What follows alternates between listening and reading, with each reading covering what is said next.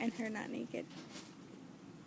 Usually when we do this upright thing, then that's a kangaroo.